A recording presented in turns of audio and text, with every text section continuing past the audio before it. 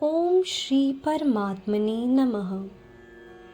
अथ द्वितीय अध्याय के आखिरी दिन के सफर की शुरुआत करते हैं।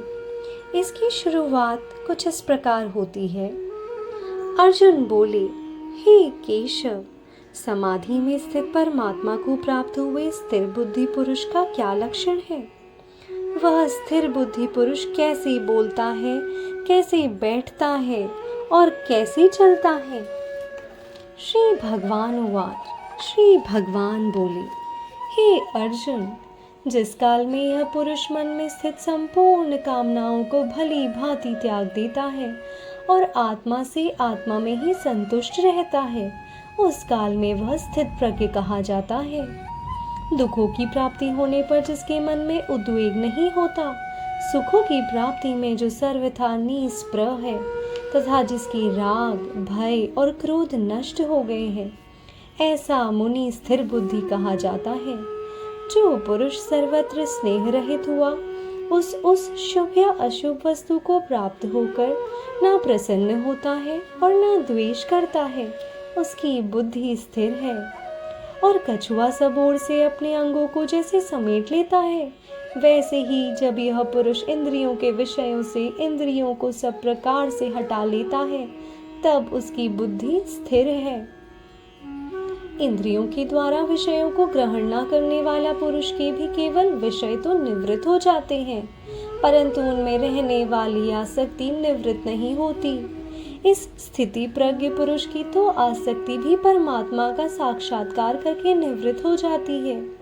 हे अर्जुन, आसक्ति का नाश न होने के कारण ये प्रमथन स्वभाव वाली इंद्रियां यत्न करते हुए बुद्धिमान पुरुष के मन को भी बलात् हर लेती हैं।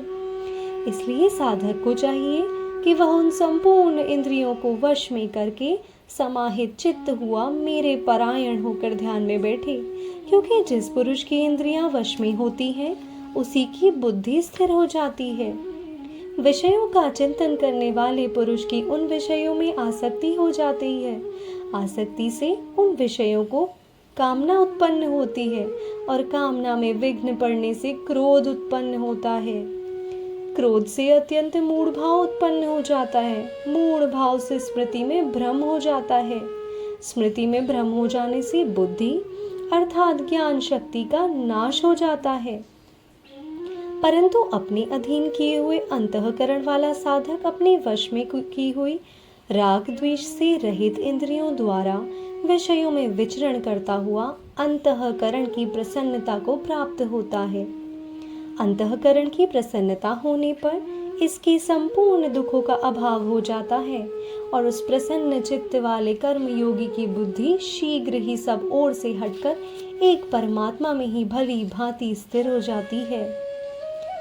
जैसी जल में चलने वाली नाव को वायु हर लेती है, वैसे ही विषयों में विचरती हुई इंद्रियों में से मन जिस इंद्रिय के साथ रहता है, वह एक ही इंद्रिय इस अयुक्त पुरुष की बुद्धि को हर लेती है।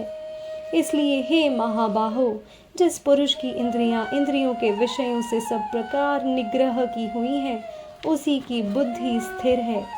संपूर्ण प्राणियों के लिए जो रात्रि के समान है, उस नित्य ज्ञान स्वरूप परमानंद की प्राप्ति में स्थित प्रज्ञ योगी जागता है, और जिस नाशवान सांसारिक सुख की प्राप्ति में सब प्राणी जागते हैं, परमात्मा के तत्व को जानने वाले मुनि के लिए वह रात्रि के समान है। जो पुरुष संपूर्ण कामनाओं को त्याग कर ममता रहित, अहंकार रहित और स्पृहा रहित हुआ विचरता है, वही शांति को प्राप्त होता है, अर्थात वह शांति को प्राप्त है। हे अर्जुन, यह ब्रह्मा को प्राप्त हुए पुरुष की स्थिति है। इसको प्राप्त होकर योगी कभी मोहित नहीं होता और अंतकाल में भी इस ब्राह्मी स्थिति में स्थित होकर ब्रह्मानंद को प्राप्त हो जाता है। राधे राधे।